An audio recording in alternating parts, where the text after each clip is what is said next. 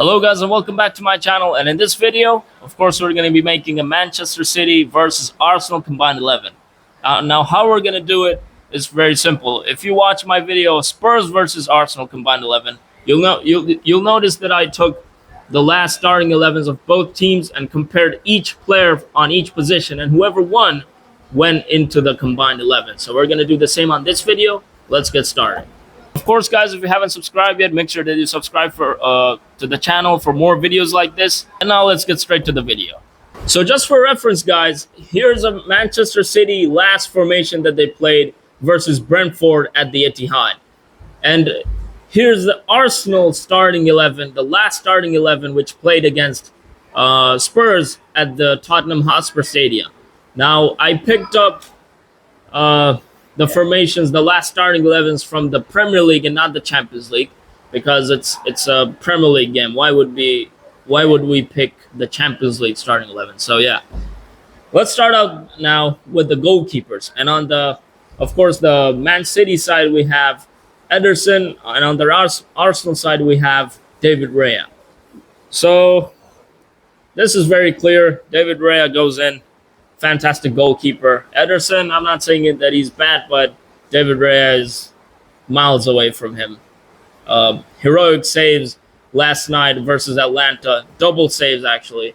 Very fantastic goalkeeper. Goes into combined 11. Up next, the left back.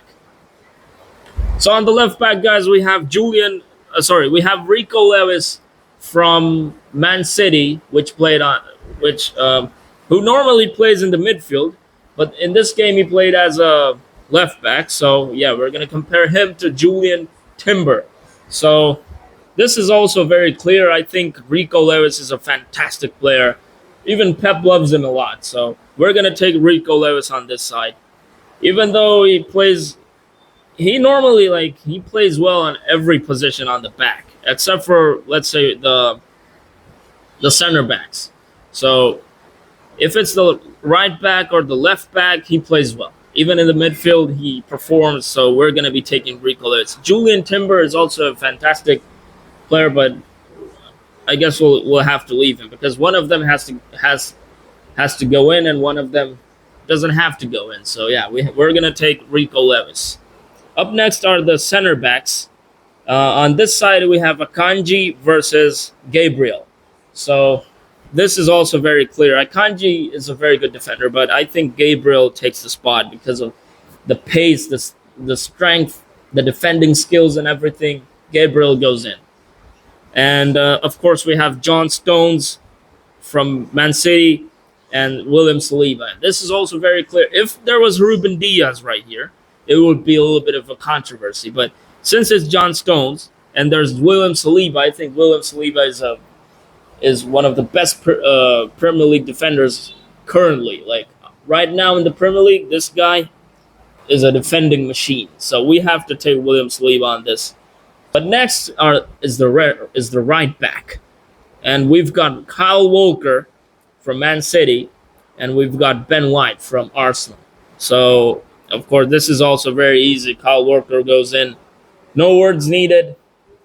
Incredible player, just goes in. Okay, now let's get to the midfield. I don't want to make this video too long because if I make the video too long, people are not going to watch it till the end. So we've got Kovacic versus Partey. And when it comes to this kind of,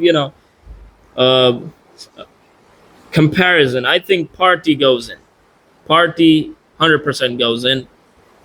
Fantastic player, Partey, as like a holding midfielder.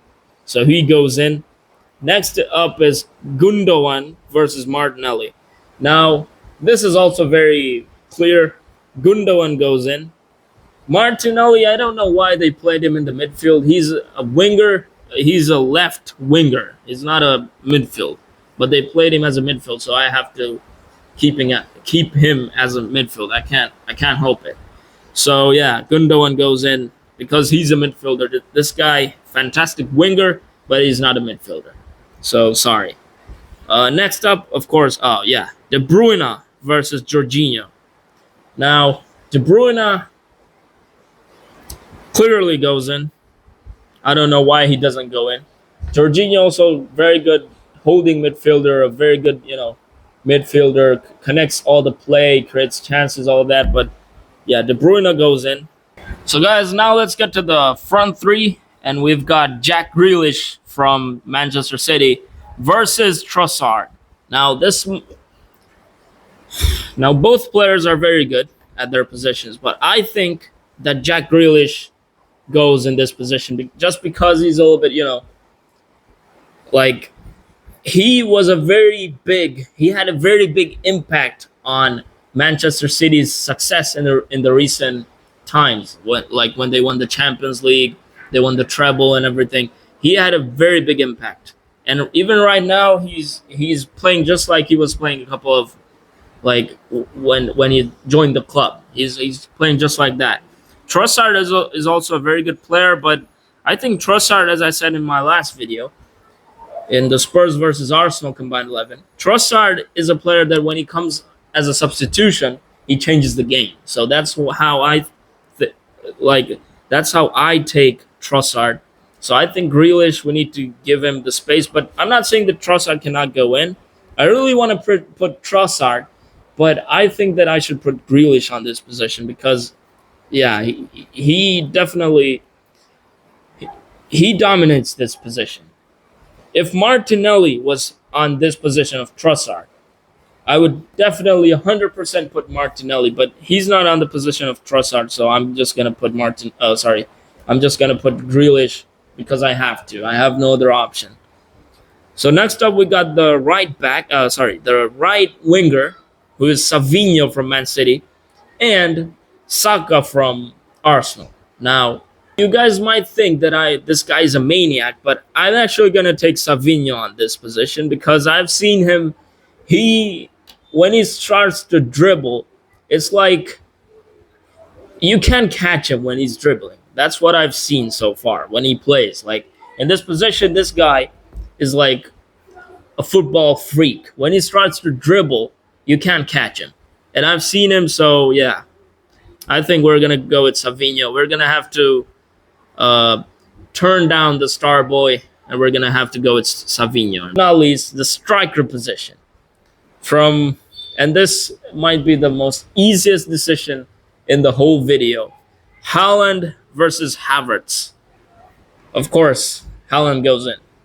So yeah, the front three, all of them are taken by Man City players, which I don't think is fair, but yeah, it is how it is. So we have to go with the facts. So guys, on the screen right now is the combined 11 of Man City versus Arsenal. I know there might be some upsets on the combined 11, but if there's any kind of, that you think that, oh, this player shouldn't be here, put this player instead.